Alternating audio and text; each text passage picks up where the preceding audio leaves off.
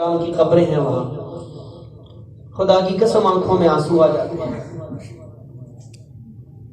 کہ کیسے پہاڑوں والے ایمان تھے ان لوگوں کے۔ یہاں سے 13 گھنٹے کی فلائٹ ہے، سفر ہے، 3 گھنٹے خلیجی کسی ملک کا اور آگے 8 گھنٹے کا سفر۔ تو بحر اوقیانوس کے کنارے جب ہم پہنچے تو ایک صحابی کی قبر تھی۔ جب وہاں میں کھڑا ہوا تو رخت طاری ہو گئی کہ ان کے بیوی بچے نہیں تھے، کہ ان کا کاروبار نہیں تھا۔ آج تو ہم جہازوں میں بیٹھ کے سفر کریں پھر بھی تھک جاتے ہیں، نہ جانے کیسے انہوں نے سفر کیا ہوگا، نہ جانے کیسے اپنے کاروبار کو انہوں نے الوداع کہا ہوگا۔ بڑے بڑے پہاڑ بھی ان کا راستہ نہ روک سکے، سمندر بھی ان کا راستہ روک نہ سکے۔ طارق ابن ریاض نے جب بحر اوقیانوس میں اپنی کشتیاں چلائی تو دنیا کو پیغام دیا کہ ساری کائنات اللہ کے حکم کے تابع ہے۔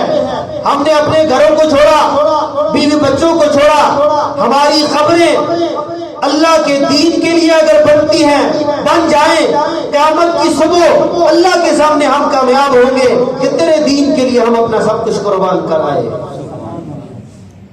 تو اور میں کس طرف سوچ رہے ہیں؟ آج تیری اور میری سوچیں کیا ہیں؟ کب چلہ میرا ختم ہوگا میں گھر جاؤں گا، کب میرے 4 ماہ ختم ہو گئے میں گھر جاؤں گا۔ ایک صحابی کی نئی نئی شادی ہوئی، کمرے میں داخل ہوئے، ابھی بیوی کا چہرہ نہیں دیکھا۔ رسول اللہ کے منادی نے آواز لگائی مدینے کی گلیوں میں ایک جماعت اللہ کے راستے میں جانے کے لیے تیار ہے، اللہ کے دین کو پہنچانے کے لیے تیار ہے، کون اللہ کے راستے میں نکلے گا؟ اسی طرح پلٹے، کانوں میں آواز پڑی نبی کے منادی کی، فوراً پلٹے۔ اور بیوی کے بھی جذبات بنے ہوئے تھے، وہ بھی دین والیاں تھیں، وہ سمجھ گئی کہ آواز پہ لبیک کہہ کے اللہ کے راستے میں نکل رہا ہے۔ اور وہاں چلے 4 مہینے 7 ماہ سال کی بات نہیں تھی، وہاں جو گیا پتہ نہیں واپس آنا ہے یا نہیں آنا۔ کیوں؟ صحابہ 1,54,000 صحابہ نبی علیہ الصلوۃ والسلام کے ساتھ عرفات کے میدان میں اپنی اٹھنی پہ کھڑے ہو کے میرے نبی نے کہا دین میں نے تم تک پہنچا دیا، اب اس دین کو غائبین تک تم نے پہنچانا ہے۔ جس صحابی کی سواری کا رخ جس طرف بھی تھا اس نے اپنی سواری کا رخ وہاں موڑ دیا، جو مشرق کی طرف تھا وہ مشرق کی طرف نکل گیا، جو مغرب کی طرف تھا مغرب کی طرف نکل گیا، جو شمال کی طرف تھا شمال کی طرف نکل گیا، جو جنوب کی طرف تھا جنوب کی طرف نکل گیا۔ 10,000 صحابہ کی قبریں تمہیں حجاز میں ملیں گی، باقی 1,44,000 صحابہ کی قبریں ساری دنیا میں پھیلی۔ اپنے آپ کو قربان کر دیا، کوئی پنجگور پہنچا، کوئی بلوچستان پہنچا، کوئی افغانستان پہنچا، کوئی شام پہنچا، کوئی قبرص پہنچا، کسی نے جزیروں میں قبریں بنائی، کسی نے افریقہ کے جنگلوں میں اپنی قبریں بنائی، اپنے آپ کو قربان کر دیا، اپنے آپ کو اللہ کے راستے میں پیش کر دیا۔ جب انہوں نے ہجرت کی اللہ نے دین کو پھیلا دیا۔ آج عثمانیہ مسجد میں بیٹھ کے تم کلمہ سن رہے ہو، اگر یہ مکے اور مدینے میں بیٹھے رہتے تو تجھ تک اور مجھ تک یہ دین کس نے پہنچانا تھا؟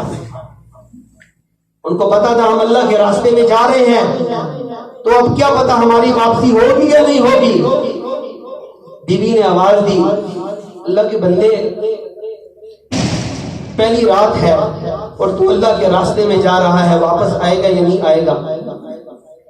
تو اپنا چہرہ تو دکھا دے قیامت کے دن تاکہ تجھے پہچان لوں کہ یہ میرا خاوند ہے۔